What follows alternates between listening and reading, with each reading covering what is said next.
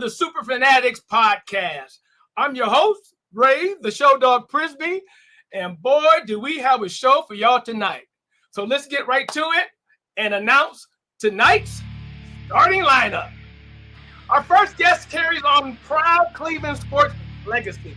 He's the son of the late, great Les Levine, a beloved voice in Northeastern Ohio, known as the voice of truth and reason.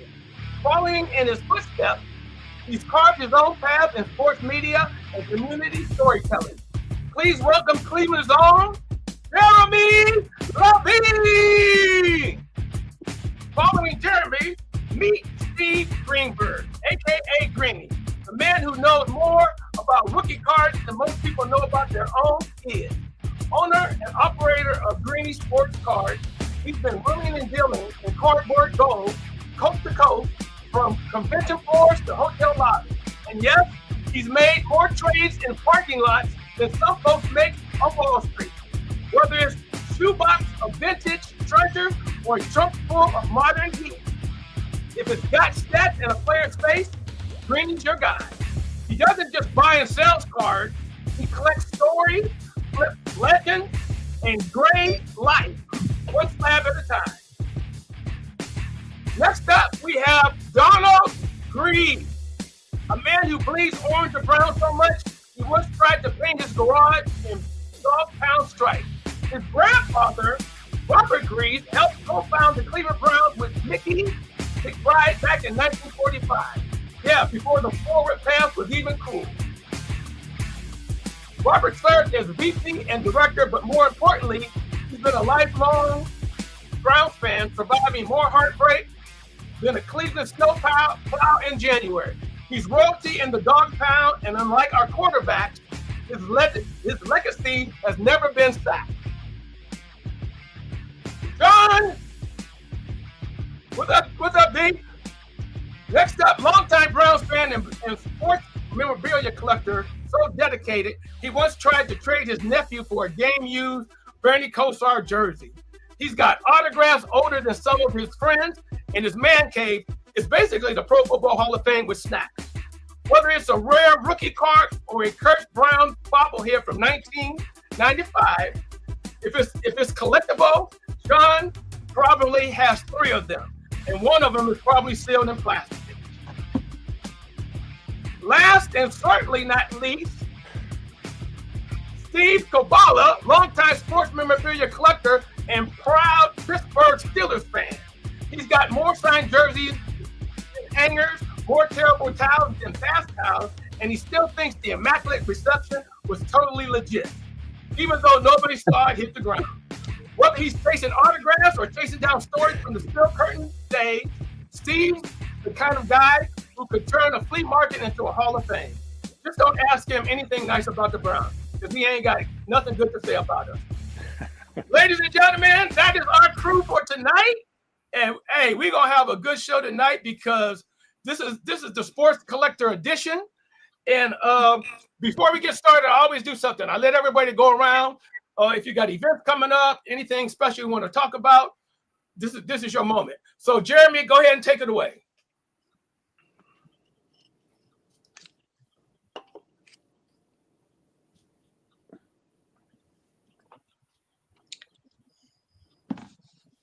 We can't hear you, Jeremy. Hey, Ray, we got you. I'm down here cooking. My equipment's cooking. Everything's cooking down south, but happy to be with you and everybody tonight, particularly Greeny, who we do a multi-stream broadcast for the collectibles industry every Tuesday night from 7 to 8 p.m. across a multitude of social channels called Greeny Sports Cards Live. One of the many things we get to do with Greeny Sports Cards, and pleasure to be with all of you. Outstanding. Well, Greeny, since he brought your name up, let's segue right into you. Yeah. So the event's coming up, not one of ours, but the National Sports Collectors Convention will be July 30th through August 3rd in Rosemont, Illinois. And it is the Super Bowl of card shows. 600,000 square feet, and a couple 100,000 of our closest friends will be hanging out in Rosemont next 2 weeks. Okay. Steeler guy, Steve, you got anything going? Hey, what's up, everybody? Well, the biggest news I could say today is TJ Watt just signed the largest contract ever for a non-quarterback. The Steelers are trying to make a run. I don't know how well they're going to do with Aaron Rodgers leading the show, but my Steelers are still trying to make an effort to salvage this season. We'll see what happens. One thing Ray forgot to mention, even though I'm a diehard Steelers fan, I've been happy to collect and have probably one of the best collections of Walter Payton. Ray's been with me through the years of picking up things, and as well as me with him getting a lot of his Jim Brown items and stuff. But Peyton was my guy. The Steelers are my team. All righty. John D., what you got for us? Hey, not too much. Coming to you from Olmsted Falls, Ohio. Been a long-time collector, Browns primarily. I'm dabbling in baseball now. My father passed away, and I inherited some pretty awesome stuff. And I'll see whoever's going down to Canton for the Hall of Fame festivities. I'll probably see you down there. All right. And last and certainly not least, Donald Greaves. You got anything going on, buddy? Yeah, as Ray said, my grandfather was one of the founders of the Browns, and my dad was an owner until they left. So I pretty much bleed orange and brown, and just love talking about the Browns and collectibles. And just built a new house, and my wife was nice enough to give me a room. And I'm looking at all my stuff right now around the room. I always like that. I always like that with married guys when they say their wife was nice enough to let them have a little corner, their little piece of heaven. So I was going to start with the Aaron Rodgers autograph flip thing, but Greeny had sent me a great article. And go ahead, Greeny, set up the article, and then we'll have. Oh, he already brought it up. Yes, Cody, your great producer here brought this up. Yeah, breaking news. If you're an autograph collector, man, what a whirlwind story this is. If you're in the business of autographs, cards, memorabilia, but there was a memorabilia dealer who, like the title says, he admits that the scamming collectors. $350 million is an awful lot of money. We don't know that's the exact dollar amount, but anyway, you slice and dice it. Faking autographs is never a good thing. So much so there another article came out today, Collect Media, that this guy, after he presented everybody with all this information, he committed suicide. So yeah, wow. pretty sad day in the collectible industry all around. But man, I just unbelievable. There's fake autographs everywhere, and it's so tough. Everybody has things that are authenticated. Those are all done by human beings. So I never understood how you could tell, if a real from a fake autograph to begin with. But man, when someone tells you they faked 80,000 Kobe Bryants, it's just unbelievable. Yep. Yeah, that's a lot. And I'm gonna go first on this one because things. I think the current players aren't making it. I mean, they are making it too easy for the scammers because they give a little scribble. Pretty much anybody could copy, that scribble. So that's number one. Players need to come up with the old school and just sign your name. Protect your brand. That's number one. And number two, man, that 350. Even if let's just say it's a fourth of that. That's still 100 million or 90. That's still that's a lot of forgeries. And I guess the old rule of thumb is if you didn't see it autographed, you might want to stay away from it. But let's get everybody's thought on that. Let's go with you first, Jeremy. What's your thought on this?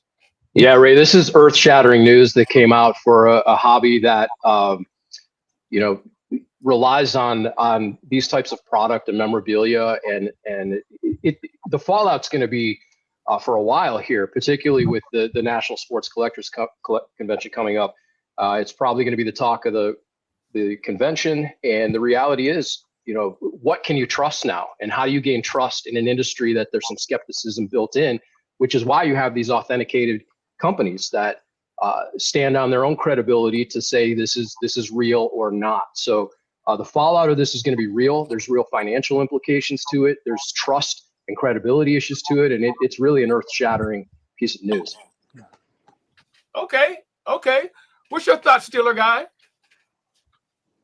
Well, Ray, I was thinking as everybody was talking and sharing their thoughts, the one thing that you're the reason why I ever got into collecting autographs. The one thing you and I always did was try to meet everybody in person. That's more than half of the thrill of getting the autograph, is to say you met the people. And so at least I know, like, my Walter Payton stuff and the Jim Brown items that we got together and things like that, I know are real because a lot of that was obtained in person. I was reading about this guy last night. I'm not sure how many different things were fake, but I mean, 350 million, that's a lot. I mean, that's a lot of stuff. So I'm not sure how they even go about correcting this, because I remember years ago when Mickey Mantle passed away in 1995, there was probably a stretch of about maybe a year of all fake Mantle autographs. And then the hobby kind of corrected itself and you only could trust a few people, and that kind of went away. But for a number of 350 million, I didn't even read like how many things and how many different players that involves. That's insane to me. It almost sounds like a lot of people were in on this more than just one person to take that kind of maybe payouts or something. I don't know. So, yeah, it can't be a one-person job. Okay, no. okay. And that's terrible because, I mean, you know, get it in person, I guess, is all I could really say, if it's possible. Right. Johnny D. Yeah, I mean, listen, the dollar amount is staggering for sure, and I couldn't agree more. You know, getting it in person is half the thrill. I like to meet the athlete, shake his hand, thank him for coming, watch him sign it, and move on. But yeah, I mean, I personally have never bought a secondhand autograph. I've obtained them through my family, but never purchased one online. So that's about all I can say to that. But I mean, the dollar amount is staggering, and I hope there's some punishment for this dude. I mean, it's a lot of people lost a lot of money, and he lost a lot of integrity. Well, he already killed himself. Oh, he's the one that killed himself? I didn't follow that Well, completely. allegedly. Let's just say that for now. Okay. Yeah. Big Don, what's your thoughts on this? Yeah, just like a bunch of you guys, I've never bought an autograph that I didn't see signed right in front of me. And I'm not big on autographs, but the world would be a better place if scammers and people like this did good things rather than these crooked things. And, you know, the industry is going to have to deal with this. Right. I mean, yeah. I mean, I guess it's going to go back to the old school way of get it in person or don't get it at all. And again, these little script like David Njoku. My 8-year-old could copy that autograph because it's crazy. But you know, this next topic, I pulled this one up especially for you, Steeler guy. Because your buddy Aaron Rodgers is in the news again. So basically, Aaron Rodgers was at a golfing event, and a autograph seeker approached him, and I think it was a ticket. Yeah, it was a ticket. So Aaron Rodgers, I guess he wanted to quiz the guy. So yeah, what was the score of this game? And the guy didn't know it. So automatically, Aaron assumed that this guy was a scammer, or he's flipping signatures, which. Duh! I mean, what do you think they're doing when they come to these events or whatever? And they got 20 pieces. Come on, Aaron, you're smarter than that. But I mean, I just think it's probably if it was anybody else, I probably would have gave it a pass. But because it's Aaron Rodgers, I'm like, dude, come on, man, just finish this year out and then ride off into the sunset or whatever. But what do you think about that, John? What do you think about Aaron Rodgers trying to expose these autograph flippers, as he calls them? John. Oh, hey, yeah. So obviously, you know, I've been to the Nationals before, and I've been to other big shows, and I've seen people go to one athlete with a wagon full of shit. And yeah, of course they're flipping them, but you know, it's a free market. They can do what they want. And if in once again, being a free market and a free society, Aaron can refuse to sign. I mean, that's really all I have to say about that. It's of course they're going to flip some of it. Right. Jeremy, what you think about that? I mean, to be fair, on the other side, if somebody asked me the score of a game, I couldn't tell you what I had for lunch today, so I'd have trouble remembering that on the spot. But there is a difference. You know, these athletes can spot if it's kid or a fan that has one item or two items. If they genuinely want to meet the athlete versus somebody who's coming up with an armful of stuff, you know, they're going to try and move that in the market. And you know, like these guys are saying, I've never paid for an autograph either. I will pay for experiences. I will be around events or sports, and the memories are more important to me, and the personalization of meeting somebody is more important. But yeah, I'm not a big fan of those that try and take advantage of the athletes in that position either. Okay, that makes sense. Greeny, what's your thoughts on that? So there was a video of Mark Wahlberg buying a Tom Brady rookie card at Fanatics Fest for $30,000, and then he took the card to Tom Brady, and Tom Brady says, "You know, I'm going to sign that for you, and you're going to make 10 times your money on that card." These guys know what their autographs are worth. They know if they sign certain items, they're worth more than others. If you did watch that Aaron Rodgers video, the guy did ask Aaron Rodgers to personalize it, and Aaron Rodgers kind of blew that comment off. But yeah, I mean, the superstar athletes know how much their autograph means on different items. So, you know, I guess that's up to them if they want to let you make some money or not. Right. Steeler guy, what do you think about your guy? Well, first of all, Aaron Rodgers is not my guy. I'm sad that he's with the Steelers. I really didn't want him. We got him for a year. Maybe he'll be okay, but I've never really been a big fan of his.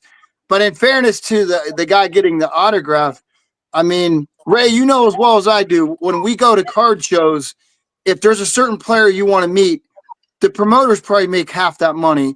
And they also know that if you're bringing 10 items or so, I mean, you're being charged for it. I mean, I was going to go to Cincinnati last week, but it didn't work out.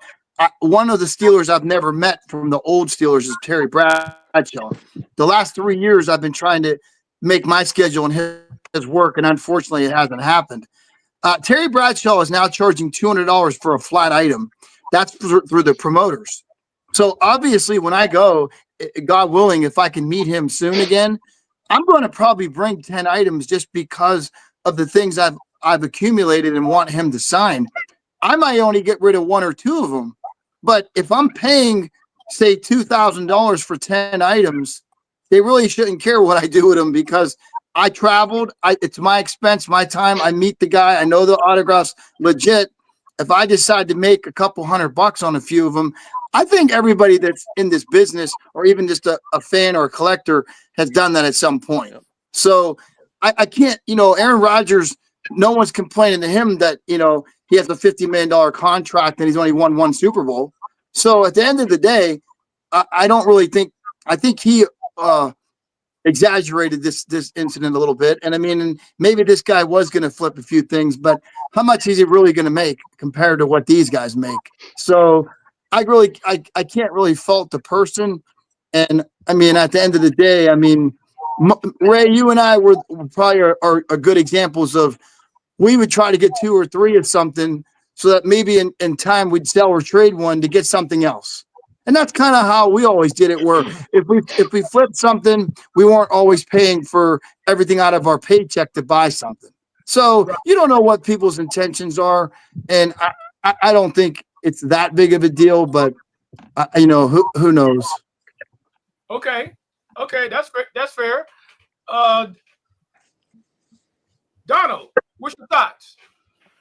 Yeah, autographs have gotten a lot bigger in the last 40 years. When I used to go to training camp in the 80s, the players would just sign them after practice all the time. So it's a newer thing in terms of the value of the autographs. But I go to baseball games, and I'm lucky enough to sit like in the third row by third base. And sometimes there's people who have 10 kids under 10 that they give a ball to, and then they try to get the autographs, and then the older guy gets the balls back. And so that's obviously for his personal gain, for him to sell. So it's hard to tell who's trying to make money and who's a collector. So the players have to just maybe have discretion and not sign as much. Right. Okay, we got a full house tonight. Who didn't go? Greenie, did you go? I did. I can go again if you need. Who didn't? Did everybody go? Yeah. Think Okay, I'm so. getting well, you know, I guess my whole thing is, it seems like, especially when it comes to the events, free events, it seems like athletes have turned to only signing for kids. And as far as adults, beat it. And maybe that'll help. But we already know that those same autograph flippers, they'll bring 10 kids and pay them $10 a piece or whatever. So every time you put up a roadblock, somebody figures out a way how to get around it. So at the end of the day, I guess it is what it is.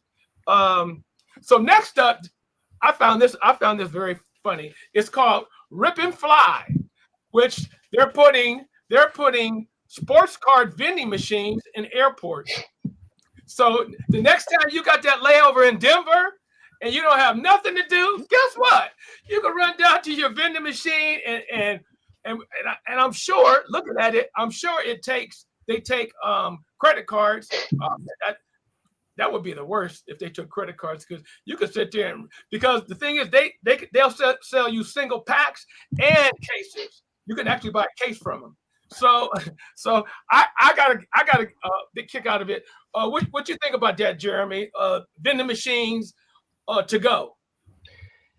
Yeah, Ray, one quick follow-up on the last topic. I think Greenie could tell you as well. One of the most valuable pieces of memorabilia in the industry is an unsigned Bob Feller autograph. So the market is flooded with this stuff right now. So that'll kind of course correct itself. But the Rip and Fly is... Hold on. So wait a minute. What do you mean an unsigned? Wait, say that again now?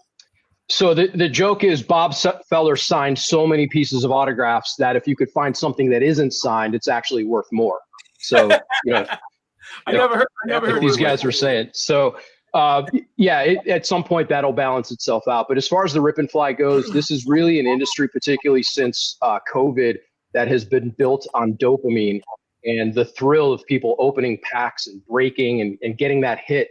And now here we are. You're waiting around the airport and you're getting anxious. And we've got instant betting at the fingertips of our mobile phones now, and it's really a society now that if you're inclined to want to gamble and you want that hit, that dopamine hit, you're going to drop your change there and the Rip and Fly and see what happens when you get on that plane. That's a good one. Hit me 2 times. Greenie, what you got? Yeah, What you got? yeah. I mean, that's exactly it. That's the only reason that these vending machines are at airports or in grocery stores. It's the big hit, and it's to give you a chance to get the big hit. So I don't have an issue with it. People want to spend their money and buy packs, have at it. And this gives them a chance to get it instantly. When anywhere that you're sitting around and have time, you're looking for something to do. So, that's just an easy something for somebody to do. One of our guys, we're going to have another show coming soon. One of his latest videos, he got off an airplane somewhere and he opened a pack of cards from a vending machine. So it's kind of cool. Okay. What do you think? What do you think, Don? Donald? Well, it seems like in the last 20 years, the number of card shops has diminished. So this might just be a development that the card companies are finding another way to get their product to people, and so they're doing it this way now. Okay, okay, that makes a hundred. Because I never even thought about, brick and mortar card shops are pretty much a unicorn now. You just don't see them anymore. Johnny D, what you think? Yeah, well, I think the previous two gentlemen kind of summed it up. It is the dopamine hit. You get off an aircraft in Vegas, the first thing you run into is a slot machine. So it's the same deal, and it's a good marketing tool. Right. Okay. Steeler guy, what's your thoughts? Yeah, I was just gonna say that. The last time I was in Vegas, you take 2 steps, right? Actually, and there you see a slot machine. So it is more a marketing scheme. I guess there could be a lot worse things you could do. So, I don't think it's a bad thing. And if you're sitting there bored and you have a layover and you pop an autograph or something, I mean, I think that's kind of cool. So I think it's okay. Okay. So this next topic, this really hits home.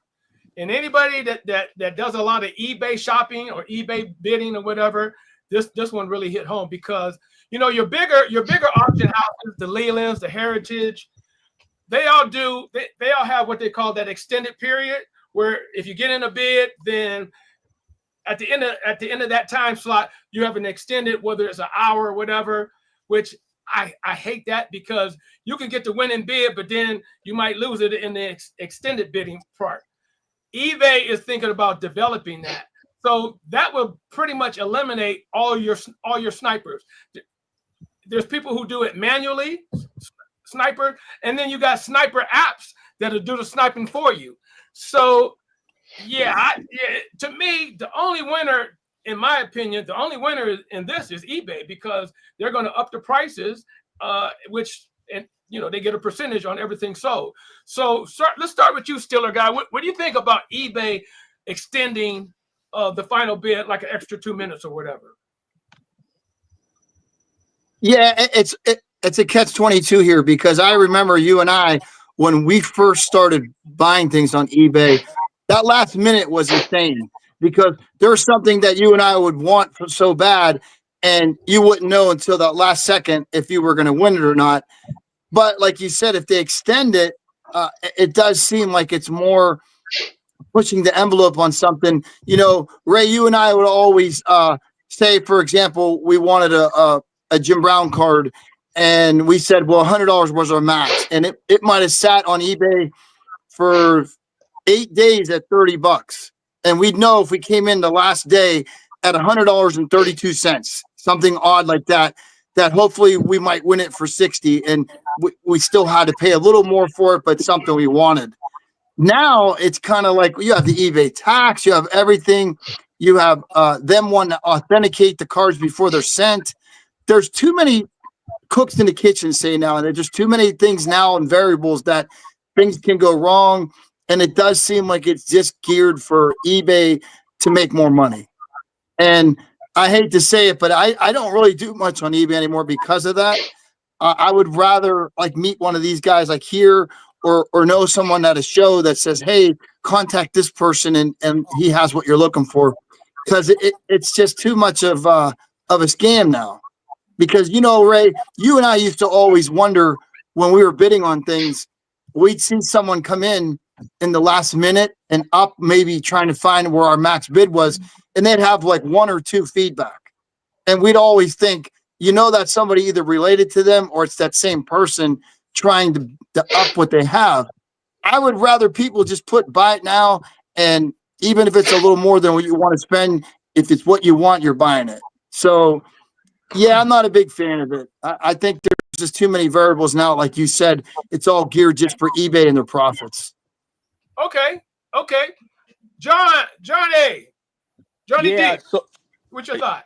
Yeah, I agree with that, gentleman, for sure. I mean, eBay has bumped up their prices over the years, going back to, I've been on eBay for 25 years, and it seems to get more and more expensive. I think that, I tend to I sell on eBay and I buy on eBay a little bit. And I like the standard pricing with the best option or best offer option, because you're not going through this bidding war and last minute bidding, and extending the time to me is the only person that benefits is eBay. The only entity it benefits, because you don't extend a football game after the time limit, right? So why are you doing it here? I mean, I think it's ridiculous. Outstanding. But real quick, John. Yeah. The Steeler guy, he's a lot of things, but he's not a gentleman. Go ahead, Donald. What's your thoughts on that? This is sort of like moving the goalposts. I used to buy a bunch of stuff on eBay 20 years ago because I didn't have to wait for dealers to buy stuff and bring it to Cleveland for shows. I could just buy it on eBay. And when I was putting my program run together, it was very beneficial. But now I haven't bought anything really in 15 years, probably. I prefer going to shows and buying things in the national. But the auction houses do it. So I guess eBay is saying if they can do it, we can do it too. Right. Yeah, that was my thought. What you think on that, Greenie? Well, I'm probably in the minority because I'm a seller on eBay, and anytime you want to extend the bidding and let people bid on my items more, I'm okay with that. It takes away the sniping ability, which was very difficult for a lot of buyers because all of these bot programs and people can use, whatever tools they were to bid last minute. I mean, it kind of alleviates that. So if there's something you really want, somebody can't snipe it away from you. Does eBay make more fees by having more dollars and say, sure, of course, but the sellers make more money as well. One thing that eBay doesn't do that all these other auctions do is there's not a buyer's premium. So you buy something at Heritage for $100, you're paying $120 because it's a 20% buyer's premium. With eBay, you pay taxes and you pay shipping, but it's still the largest marketplace in the world. I don't really have an issue. I don't think their fees are outrageous. I pay 13% fees. If I go to a card show and my table is $100, just look at the same percentage. I mean, I have to do $1,300 in sales at that show. Otherwise, eBay would have been a better place for me to sell my stuff. So I know there's people that love it and hate it. I love eBay. So. Help your boy out, Jeremy. Yeah, this is an interesting one for us because on Greenie Sports Cards Live, it culminates with a live auction on eBay every Tuesday night. We have a tremendous auctioneer, Alex Schott, who does that, and then he goes live Thursday. It's a little bit of a different dynamic because eBay Live, the way we're set up, they're 2-minute auctions, and you can extend the bidding by every time you place a bid, that auction time will extend a little bit. To me, in a compressed window, it's actually entertaining and exciting, and you're talking about 2, 3, 5-minute windows. I don't love it on an extended bid, right? When something's up for 5 days or a week, or you've got that posted on a high premium item. I don't necessarily love the extended bidding, but I know in the short form, and in Greenie's case as a seller, it's a lot of fun. There's a lot of action because in that compressed window, and you're talking lower end cards, 10, 30, 50, $100 cards as these things get bidded up. But there's a lot of fun in that. On the extended high premium memorabilia, I don't particularly love it. Okay, that's fair. I mean, I think for the buyers, we definitely don't like it. But it sounds and if I was selling, I would be chiming right along. Yeah, matter of fact, I'd probably be. Let's extend it an hour. Forget the 2 minutes. Let's go an extra hour and see how much money we can make. But no, I get it. I get it. So I'm kind of torn between these next two topics. You know what? I'll go with this one. So 1988, that was a big year that lives in collectors' history. 1988 was the last year that Topps was the sole card company maker, because in '89 I think we got Score and we got Flair? Was it Upper Flair? Deck. Upper Deck, right. So my whole thing, and this was a walk down memory lane. Did you guys like it when it was simpler and we just had tops? Or do you like all these? I mean, as you can see on the board, I mean, we got 1, 2, 3, 4, 5, 6, 7, 8, 9, 10, 11, and I'm sure it's probably a couple more that we didn't even think of. I'll go first on this one. I want to go back to simpler times. I loved it. I loved it when I can go to the store and buy tops, and if I pulled a rookie, I knew that was the rookie. With this new system, I never know which card is the rookie. I always have to wait until it's almost like you have to wait until the industry decides, okay, this is going to be the rookie card, and then everybody goes by that. So, I mean, that's just my little 2 cents on it. Jeremy, I'm gonna let you go first on this one. What simpler times, or you like this all these extra cards? Well, Ray, you may be in luck because it might be heading that way with Fanatics buying up all of these companies, and in particular the licenses. So what we're really talking about, and Greeny can certainly speak more eloquently on this, but the one company having the licenses to the leagues and the player associations really does consolidate what can be shown. You talk about name, image, and likeness, and the uniforms and the logos and the apparel. What will actually appear on those cards is really being consolidated. I like the variety, though. I think in a marketplace, Greeny has a custom card division as well. I think there's a creative outlet for that. If the designs are solid, if it's supporting the players, in this case, student athletes with the NIL, there's a pathway for them to make some money. I think there's room for multiple cards, but in this new dynamic, there's really one company that's controlling the most, if not all, the licenses. Okay, I wasn't aware of that. So, Greeny, if you can expand on that, take it away. I mean, we could go a couple hours, but Jeremy's right. Fanatics owns Topps, and they're going to have the license to the major sports. Panini is there. I don't mind the diversity of the cards. Right now cards are as hot as they've ever been, and the more products that are out there, the more people are going to be able to collect certain things. There's price points for everybody. I mean, there's typical score, typical tops, right? I mean, you can get those cards for a couple bucks a pack, and then if you really want the high end cards, I mean, you can pay $10,000 for a box of cards. So it's good to have a variety. There was the junk era, right, in the 90s with a whole bunch of different things. I don't know that we're necessarily there. The variety is fine. The different licensing all being by one company, that remains to be seen. Now that's gonna, run its course over the next couple of years. But the old school, I get it. I get why the old school people like the just Topps and Bowman and Donruss, but I think having more is a little bit better now. Okay, fair enough. Mr. Grease. I mean, it's harder on collectors now with so many different brands. I liked it to some extent, and I did mostly football, not so much baseball. But Topps got a little lazy, and their product wasn't so good. So when the other companies came in, it forced them to have better pictures, maybe some better graphics, and it forced them to make a better card. So in the long run, it's probably been a plus. But in terms of how many cards you have to try to buy for kids, it's harder. Got you. Johnny D.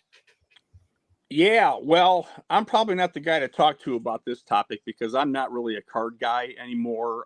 I've got quite an extensive collection of all 4 major sports, going back to the 60s and 70s. In boxes. My son is collecting now, and he really migrates towards the Topps cards because that's what I have. And he's looked through mine. But I no longer collect cards, and I'm going to politely pass on this topic. Although I will say that I do like the variety. I do like the chromes. I do like the autograph cards that weren't around back when I collected. Gotcha. Okay. Okay. Steeler guy. Yeah, I think everybody made a lot of good points. The biggest point is that it did force Topps to probably produce a better card. What I don't like about the hobby today, though, is you take a standard autograph of a player that's decent, and then all of a sudden they put it in packs that's numbered to 5, and people are asking probably 30 times to 100 times the value of that guy's real autograph. And other than a few players in baseball, like maybe Aaron Judge and Ohtani, I don't think the cards that these kids are getting or paying for are ever going to really hold that value. I think it's a superficial market with the new stuff. That's why I don't like the new stuff at all anymore. 2 years ago, I decided to put together my favorite football set of all time, which is the 1955 Topps All-American football set. There's only 100 cards in that set. I got 20 of the main cards that you can think of, from the Four Horsemen to Jim Thorpe, are all graded either SGC or PSA 6 or 7. The set is probably one of the nicest, eye-appealing sets you'll ever find. I enjoyed that, and I knew as I upgraded those cards that one day that's going to my son, but one day when he decides to sell it, whatever the value is, it's never going down. The set's already 70 years old, and I think I got in the top 10% of centering and cards you will ever see. So to me, that was fun. The new stuff, I'm not going to lie to you. If I'm in the airport or I'm somewhere and I go in the vending machine and I get a pack and I pop autograph that might be $1,000, the first thing I'm thinking is I'm selling it to get something I really want, or just using the money for whatever, because I don't have any confidence or faith in the new stuff. And I think that's what's killing the collector's market more than anything. Is it was okay that the different companies got involved, but there's, back in 1989 when Upper Deck came in, the most exciting thing about that was that you actually had a chance to get an autograph out of a pack. I thought that was a great selling feature, and I remember buying packs and boxes to try to hope to get the player I wanted.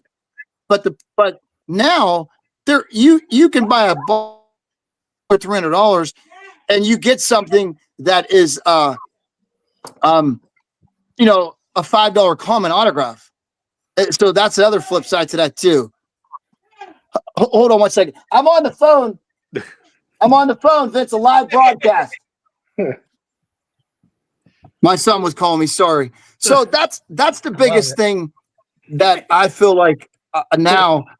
I know my son just came in. I'm not sure what he's asking, but I that's what I don't like. To me, it just seems like it's more geared for the companies and just for people to.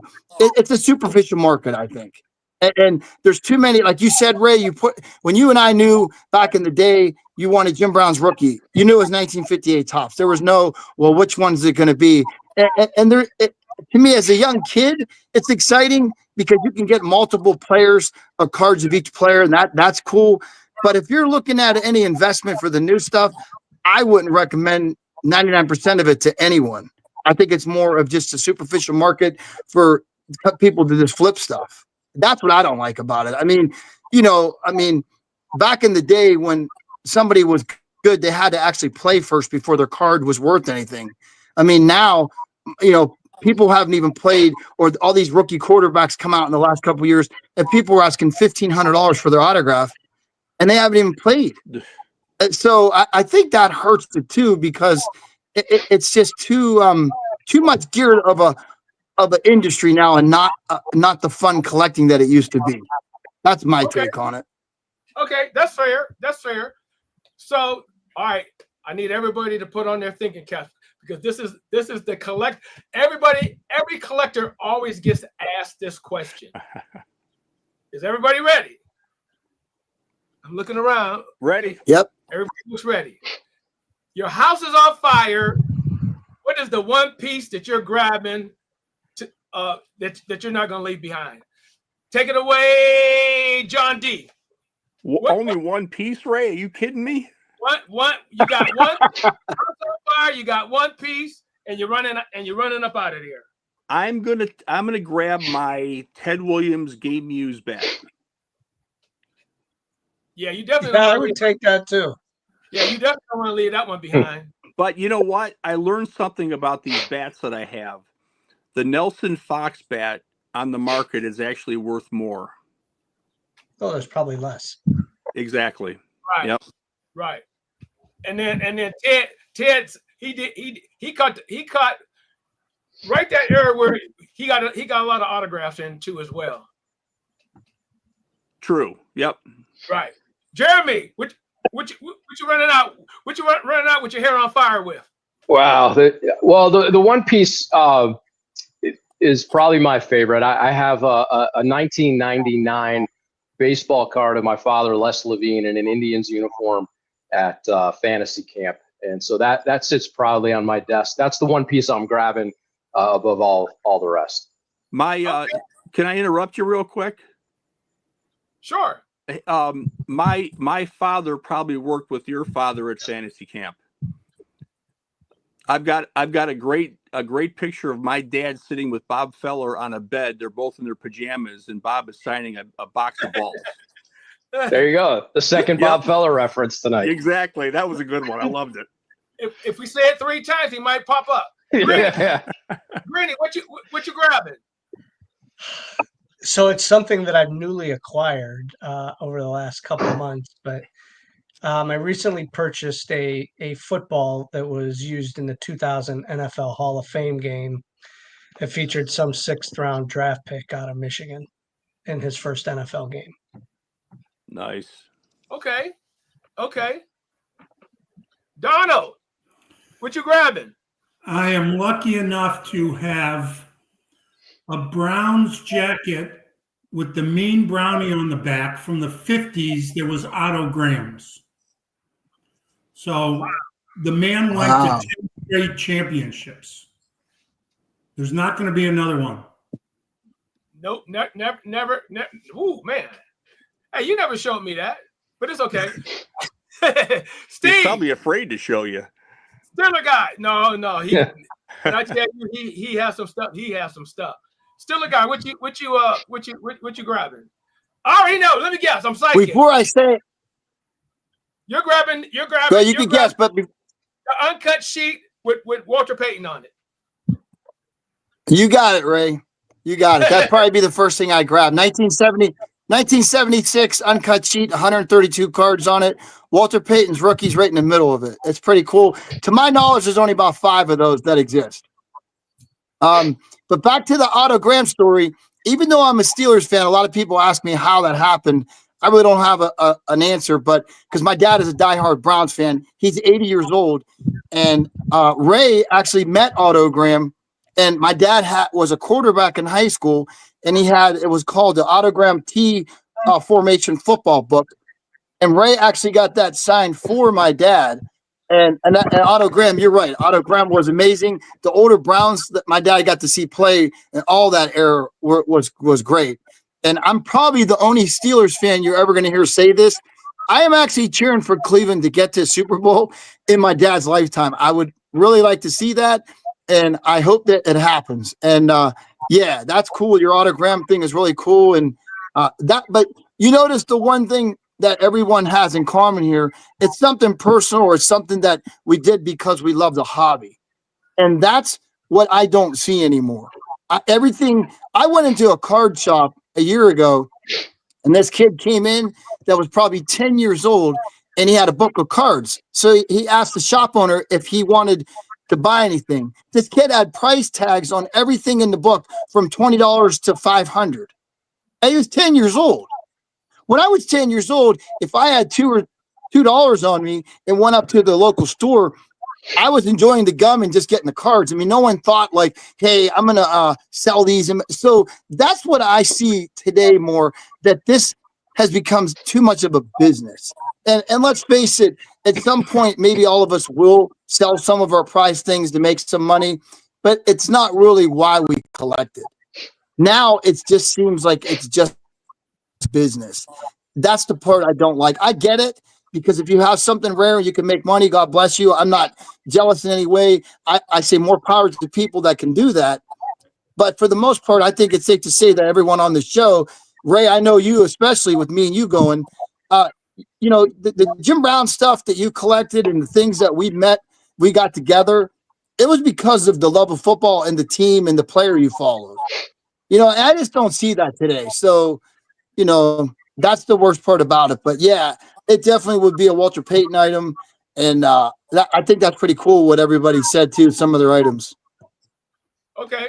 So me, I'm kind of torn, but I got this game used ball from 46 and a lot of the team signed it. Yeah, I couldn't leave this behind. it would be tough. It would be tough to leave this behind. But I'm kind of like a couple of you guys. We only get one thing, but that's the question. What's the one thing? So staying on that subject, what is the one item that you don't have that you would love to have? And I'm gonna let Greeny go first on this one. What is that one white whale that you've been looking and looking, and you just can't? It's not something that you can't find. It's everywhere. It's just a question of if I can afford it. But I've never owned a 1952 Mickey Mouse. I've owned a lot of cards. That's not one I've ever. Oh, don't get Steeler guy started on that. Dono, what's the one? Yeah. What's the one item you'd love to have that you don't have? I need one more card to complete my 1935 National Chickle set. Unfortunately, it's Bronco Nagurski. I could have told you that. The highest priced card in the set. But I lost one in the last 5 minutes of an auction about 2 months ago. So that's number one on my list. Okay. I can tell you who won that auction, Tom. Really? Colt Thompson. He was on our show a few weeks ago, and he was holding it. He was actually right before the Charleston show. Oh, I don't know. I don't know that he won that particular one, but I do know that he was on our show and was holding one up. Hey, Donald, quick question. Ooh. Wow. So, Donald, quick question. I knew at one time you were like in single digits on all the Cleveland Brown home programs. How many you need now? Of the home and away of the first 25 years, I need 3. They're all against Detroit. They're all in Detroit. One of them is 53 and 2 of them are 57.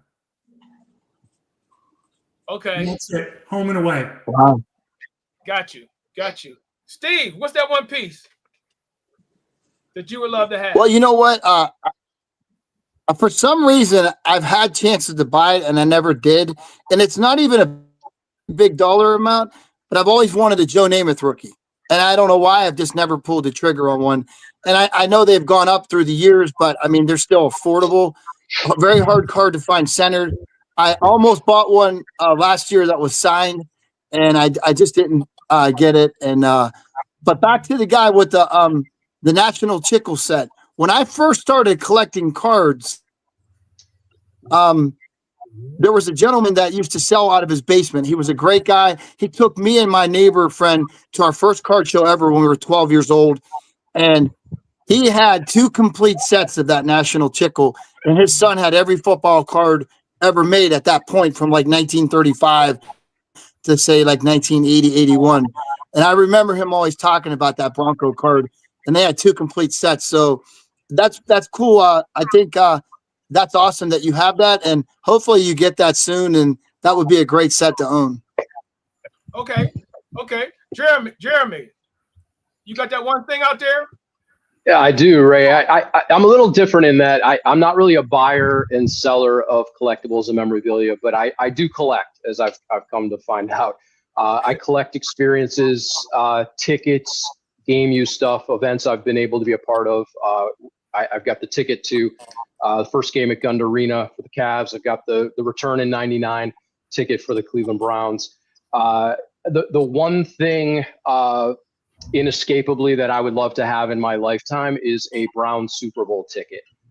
Preferably a winning ticket, but one of these days I would like to have something from the Browns making their very first appearance in the Super Bowl. Okay. John, did you go, John? Yeah, I'm looking for anything signed by Bob Feller. That's your comic relief. No, That's three. That was 3 times. yeah. So Here you go. I'm my collecting focus has kind of shifted a little bit. I'm big into Cleveland ticket stubs. There we go. All right. And anything Cleveland related or Cleveland event related, I'm collecting and getting them authenticated. And I've got a big wall here. They're all on display. So yeah, I mean, nothing in specific though. Okay. So we're coming close towards the end. So I'm gonna speed you guys up a little quick. So somebody brought up Greeny, you brought up the Nationals, and actually our first one that me and Steve ever went to was 95. Yeah, I think it was 95. 96, I think. 95 or 96. So between the Nationals and Chantilly, and there's a couple other big ones like that. What do you guys think? Do you? I mean, I enjoy them, but you know, a lot of people think that they're just overpriced, whatever. So we'll start with you, Jeremy. And I'm guessing I already know the answer, but I'm gonna ask it anyway. What's your thoughts? Are you for or against these big oversized conglomerates of a sports memorabilia convention? Well, I'm unequivocally 100% behind them, because we do produce events. Greeny has 25 events this year alone, including the Great Lakes Collectors Convention. I've been a part of 14 different National Sports Collectors Convention. I spent 15 years at the International Exposition Center here in Cleveland, the IX Center. And through 5 of those cycles, I was the producer on behalf of the facility in conjunction with that event. I've got a different perspective on the size and scale and the nuance of that event. I absolutely think there's a place for and a critical place for these atmospheres of commerce that bring people together, that go beyond eBay, that go beyond the card shop. Some of these experiences at the National or now a Fanatics Fest and some of these other big events, they're magical. And the opportunity to bring like-minded fans and collectors and the energy that you get in that space, there really is a place for everybody, from that starting collector who's just looking for quarter cards, dollar cards, all the way up to Babe Ruth's uniform that was auctioned off for $30 million last year. So yeah, we're unabashedly big fans of events, and we believe there's a critical place for them. Okay, good answer. Greeny. Yeah, I mean, I will absolutely piggyback on that. I mean, nothing beats the face-to-face transactions.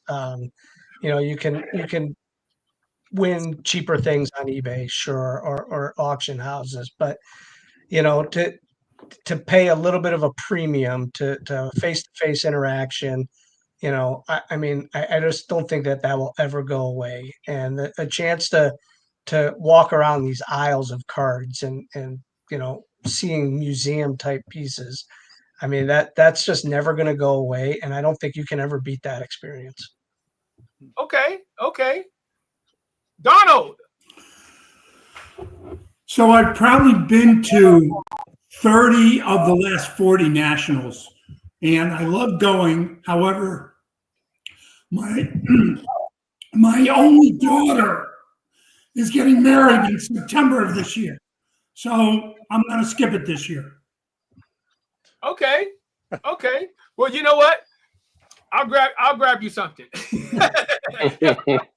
if I go. Johnny, big John, what you got? Yeah, I'll tell you what. I've only been to the Nationals when they've come to Cleveland. I wasn't big on traveling to Chicago or San Francisco and the other places they've held them, but always had a great time, and the interaction's great. Meeting and even seeing the athletes, great. My son's getting into cards now, so he went with me this year, and he hit the tables, and we bought a few things for him. Absolutely great time. I was there all 4 days, and it was super. Okay. Steve-O. Yeah, I'm with John. I've only Nationals I've ever been to has been in Cleveland as well. I almost went to Chicago. Was it last year? I know it's this year again. I know last year was Cleveland, I believe, but I've never went to another one. The only one I've went to was Cleveland. I loved them in the beginning. I've heard a lot of mixed reviews in the last couple of years with people that they've gotten so big and so crowded. John, I don't know if you went to Cleveland last year, but my buddy went, and he said that, I mean, the parking was terrible. You had to wait 40 minutes to use the bathroom. That the IX Center just wasn't set up like it was in the past. And Yeah. that part of it wouldn't have been fun because it made it miserable, because it was my buddy's first time ever going. And he said all the excitement bringing his son and going vanished in the first half hour, because he said everything just seemed to be a struggle. People were bumping into people. You couldn't move. I've never experienced one like that. The last one that I went to was probably maybe 8 years ago, and I loved it. I absolutely loved it. So I haven't experienced the new craziness since COVID, and after COVID that everyone was complaining about. So, but I always thought they were great because you get to see the stuff that you're looking at, and instead of looking at stuff through eBay or stuff, and if it's something you really want, there's no discrepancy on condition, and you can make connections to people like how we're talking now, to maybe somebody has something that someone's looking for, and I loved it for that. But I was sad to hear that my buddy's experience was really bad. Yeah, I mean, if I could comment on that, I heard the same thing, and I experienced it. Parking was terrible. As a VIP buyer, they advertised free parking, but they let everybody park for free because they couldn't control the number of cars coming in. The IX Center all the way around was filled. They were parking on the west end in the grass. But once you got in, it wasn't too bad. Certain areas were pretty crowded. And I had heard that, I don't know who actually rents out the IX Center for those events. I don't know if it's TriStar or who actually organizes the whole thing, but they didn't rent the whole IX Center. They had it partitioned off. So it kind of condensed all the people into a smaller than normal area. So I heard a lot of bad things too, but I didn't experience a lot of. I got there early every morning, so that helped. Okay. Ray, for the record, I had nothing to do with that IX Center show last year. The last one I did was in 2014. So by comparison, we could do a whole show on what happened and why some of those decisions were made. But yeah, we're looking forward to Chicago this year. 2014, I believe, didn't they have the Browns 60th? Was that the? We did that in the ballroom. Yeah, the 64 celebration. And then they had it. They also had it in 04, which would have been 50 years. So they had it in 04 and 14. That's right. I was fortunate enough to attend both of them. But real quick, and this is probably Greeny or Jeremy. What's that big super show? It's all football that they used to do every year up in New Jersey. Yeah, I think that was a GTSM autograph show. I don't know if they do that anymore, but it was more for autographs. Yeah, right. Because the last time I went, well, Autogram and Johnny Unitas were still alive, because I got Johnny Unitas was $40 and Autogram was 25. I mean, it was crazy. And the one crazy thing that I remember, Johnny Unitas is right-handed, but his right hand was so mangled, he learned he put the pen like this, and he's beautiful autograph, and he signed it with his opposite hand, and he held the pen upside, and he did it. And I was like, I'm looking at it, and I was like, and it was a perfect autograph. But hey, anybody have any last thing? Because our time is up. So if anybody got any closing remarks, speak now, forever hold your peace. I got one thing to say. Thanks. The guys here that are Ray, thanks for having me. The guys here that are into autographs more, if anybody knows the next possible signing that Bradshaw's going to be a part of, let Ray know so he can let me know, because unfortunately the last couple of years I've not been able to hook up and meet him, and I definitely want to meet Terry Bradshaw and get the personal things I want signed. So if anyone here has an idea of when he might be signing again, let Ray know. I appreciate it. All righty. All righty. And with that, last time. That is the show. Hey, gentlemen, I appreciate you. You were punctual. You were on time. I love you. Let's do it. Let's do it again. But until the next time, I'll see you when I see you. All right. Thanks, Ray.